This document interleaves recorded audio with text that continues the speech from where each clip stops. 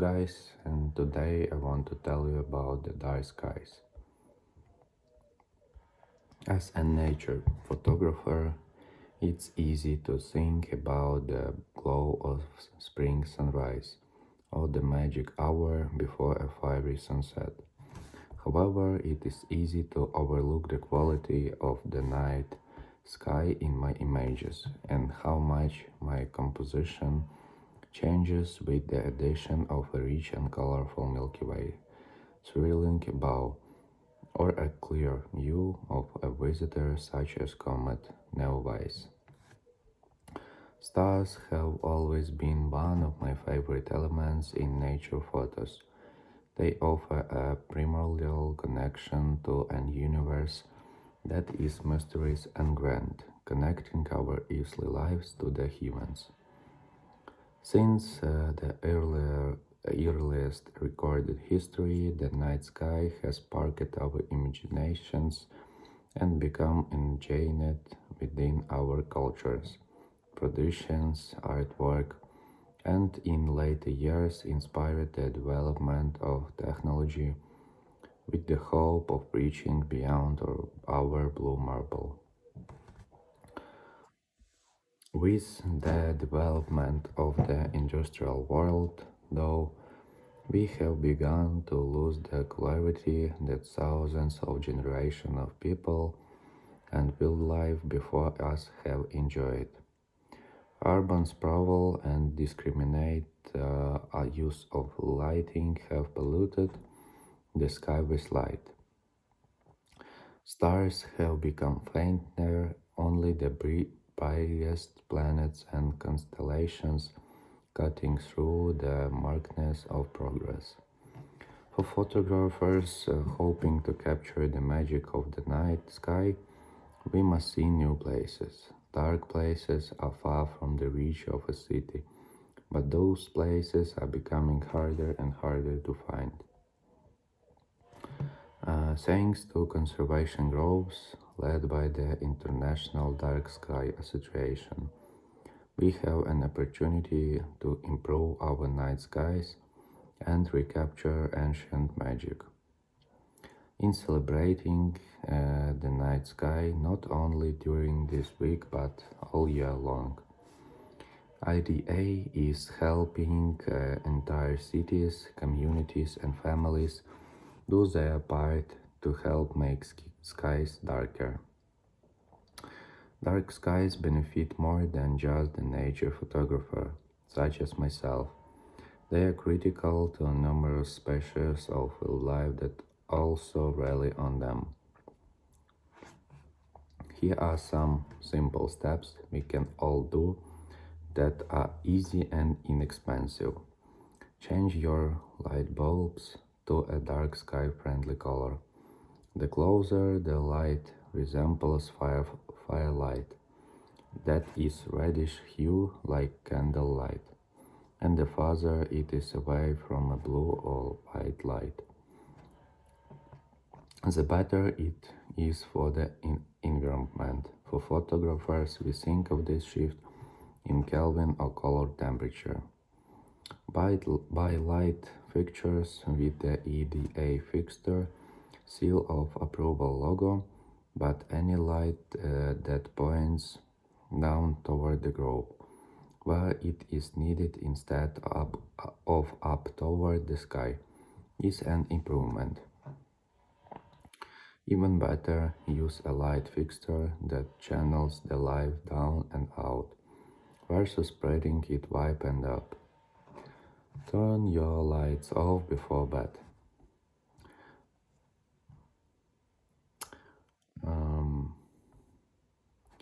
Digging sea otters stimulates sexual reproduction in seagrass. Seagrass is incredibly important for feeding marine mammals, cleaning surrounding water, and helping remove carbon dioxide from the atmosphere. Restoring seagrass meadows in the world's oceans has been a priority for conservationists since the 1990s, when once flourishing meadows began experiencing a shocking decline. It was around this time, and scientists observed peak pockmarket across the sandy bottoms of seagrass meadows where hungry sea otters had been digging for clams. This moonscape left in the otters' way consisted of a series of craters of disordered vegetation. While at the first glance it looked like sea otters were tearing up their own environment, scientists observed that the seagrass seemed to be much healthier in, in areas with high otter populations, leading them to wonder, could this raw treatment of seagrass be doing the plants a favor? It turns out they were right. Otters' seemingly destructive habit is actually beneficial to seagrass reproduction. In areas ravaged by snaking sea otters, the seagrass is more genetically diverse and resilient than in areas without otter populations.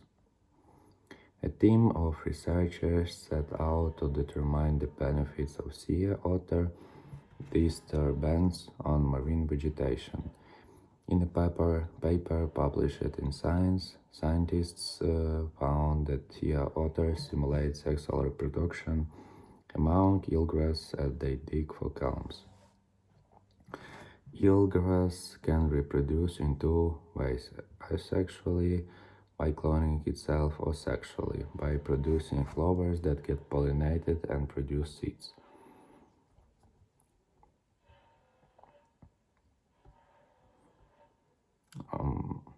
By now, most people are familiar with the immediate effects of our atmosphere's rising temperature. Sea ice is disappearing, wildlife species are going extinct, and weather events are getting more extreme. But the atmosphere plays a role in nearly every planetary process there is. And as a result, climate change has some complex effects that you may not even realize exist. In fact, some might even seem impossible, but they're frighteningly real. Vampire flights. If you know a frequent flyer, this might not seem so bad. More air turbulence just means a few spilled drinks and a few more minutes with the seatbelt sign illuminated, perhaps. But turbulence is a very big deal for air travel as a whole, injuring hundreds of passengers and costing airlines tens of millions of dollars in damage every year. Air turbulence is an effect of jet streams, which are fast-flowing air currents high in the atmosphere that affect weather patterns by pushing air messages around. A 2013 study published in the journal Nature Climate Change concluded that as the atmosphere warms, jet streams will move faster, and that will make the atmosphere more susceptible to turbulence. A 2007 study bears that out. Turbulence has increased by 40 to 90% since the 1950s. In the coming decades, disease outbreaks could change in two ways. Diseases we get from animals may proliferate, and diseases we thought were long dead may return. The warm temperatures and great rainfall lead to booming population of disease-carrying animals, like mosquitoes that can spread malaria and dengue fever, and rats that can spread bacterial diseases like leptospirosis, and tularemia, not to mention Lyme disease from the ticks that hitch a ride. Both mosquito and rat populations are on the rise. Meanwhile, bacteria and viruses lying dormant in the permafrost are waking up. In 2016, a 20-year-old boy in Siberia died of anthrax believed to have come from a century-old reindeer carcass that thrived in a heat wave. The fear is that there's more where that came from. Corpses of people who died of smallpox and other historic disease could reverse beneath to performance and infect the living.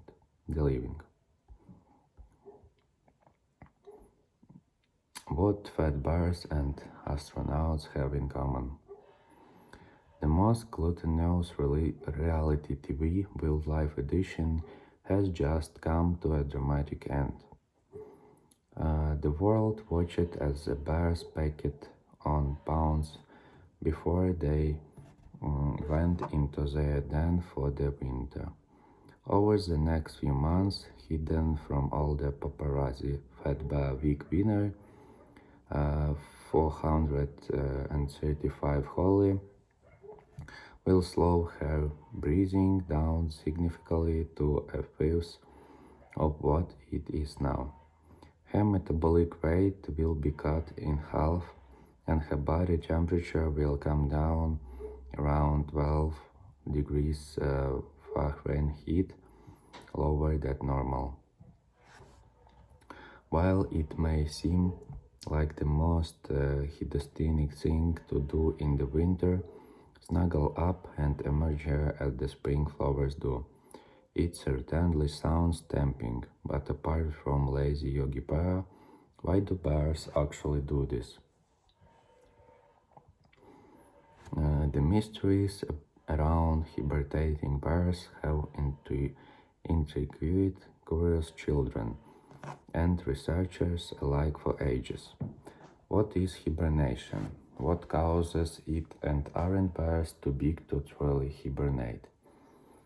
And probably most intelligently, could humans do this someday? Dr. Kelly Drew is a